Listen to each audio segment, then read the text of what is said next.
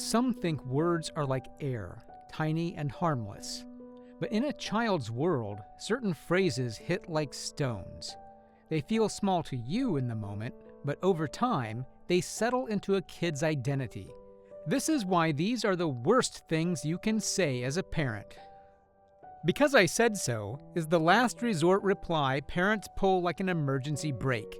It is quick, it shuts down the conversation, and it feels like authority. But a child hears it as, "Shut up, I literally made you." That silence teaches obedience before understanding and fear before respect. If that answer becomes routine, they stop asking and start complying, which is different from understanding. Offer a short reason instead. A tiny explanation like, "I'm worried you could get hurt," or "I do not want you to miss the bus," gives them information and keeps the door open. If you cannot explain right now, say that and promise to talk later. Keep it simple and honest. Your being dramatic is less funny than parents think. Just say it to them and you will see how seriously they will take it. It is often said to speed up an emotional exit. Instead, it teaches a child that their feelings are exaggerated or wrong. That makes kids doubt their inner life and hide future feelings to avoid being mocked. Name the emotion and validate it. Saying things like, "You look upset, tell me what happened," shows that you are caring and genuinely curious. Validation does not mean you agree with the behavior, it means you recognize the feeling. That recognition calms things down and shows that you are their emotional support. "Stop crying, you are fine," is the grown-up way to force the comeback. Tears are not a defect, they are a signal. When you tell a child to stop, you teach them that vulnerability is unacceptable, that they are a weak crybaby, if you will. They learn to bottle raw feelings so nobody sees them. Instead, sit with them, ask if they want a hug or some space. Offer presents, be there for them. Having a shoulder to cry on in your home is the best. Since then, they haven't risked being exploited for their vulnerability. "If everyone else can do it, so can you," hits the comparison nerve. So if you wonder why your kid hates the good kid's guts, congrats, it's your fault. Using peers or siblings as measurement tools builds a scoreboard where the child keeps losing. Comparisons often produce shame and resentment more than motivation. Focus on growth. Support them by saying, "I know you can get better at this. Let's practice together." Praise effort, not only talent.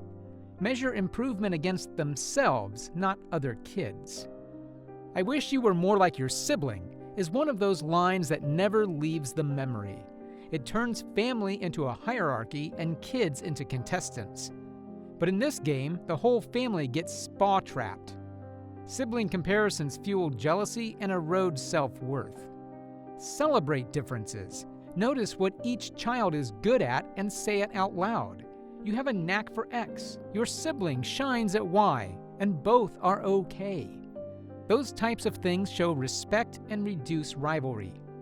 "You need to toughen up," and "you are overreacting" are invitations to shut down. Sometimes they are true, but not every kid is a professional athlete. They confuse stoicism with strength and teach that handling feelings quietly is the goal. But resilience is not suppression. It is understanding and recovering from emotions. Teach them some coping skills instead. Give them tools that work in the moment instead of telling them to swallow it. Because just as with everything, they have a limit. So if you suddenly see your kid turn from good to bad, think about your contribution to that as well. Don't be such a baby and stop acting like. That sounds mean and final. Infantilizing language makes normal needs shameful. If kids are called babies, they might start hiding needs rather than asking for help. Instead of offering some support, you are being a bully to your own kid. Normalize help. Everyone needs it sometimes. Ask them what would help you right now. When you frame support as normal, you teach maturity rather than weakness. "You make me so angry" points a spotlight at the child as the cause of the parent's emotions. It can build guilt and the impression that the child owns adult feelings. That blurs boundaries and creates undue responsibility for the kid, meaning that either you can instill fear that ruins the relationship or get manipulated without even having the slightest idea. Use I statements. I am really frustrated when the toys are left out because I worry someone will trip. Tell the child the emotion is about the situation, not their worth. Fine, go do whatever you want is a passive-aggressive permission wrapped as freedom. So if you find yourself in an episode of Teen Mom, don't act like you didn't contribute. It communicates withdrawal and leaves kids unsure about the connection. They learn that approval can be turned off. Be direct instead. I cannot agree to that. Let's find another option. Or, I am too upset to decide right now. Saying things like that is normal. If you talk to your kid like they are a kid, they will stay a kid and make decisions as one as well. You'll never make friends acting like that weaponizes social anxiety. Threatening social exile teaches kids to shape themselves out of fear rather than authenticity. So yeah, you are yet again being a bully. Coach them instead. Some people might not like that right now, or you might annoy someone with that. Or just tell them a story about you, since we all had some annoying kid traits at some point or another. Be relatable and helpful, not judgmental and rude. Calm down can be deceptively dismissive. When someone is spiraling, those words sound like being told to stop breathing. It is likely to escalate the emotion rather than soothe it, especially if they hear it from someone who should be there with them, unconditionally. Reflective listening helps more. You sound really overwhelmed. Tell me what is going through your head. Things like these invite sharing and lower defenses. Tone counts as much as words, so slow your voice and take a breath. The physical cue that you are calm helps signal safety. Sarcasm and public shaming leave marks. A joke aimed at a child in front of others may get a laugh, but it brands them and damages trust. Kids remember ridicule, and it corrodes the bond you are trying to build. So keep that in mind. Dad jokes are called dad jokes for a reason. Wait until your kid is old enough to reciprocate that type of humor. Conditional love phrases like, I only love you when, or I would be so embarrassed if, wrap affection in performance. That teaches kids their worth is negotiable and dependent on behavior. Make love unconditional in language even while correcting behavior. Threatening futures like, if you keep this up, you will end up alone, or you will never do anything with your life.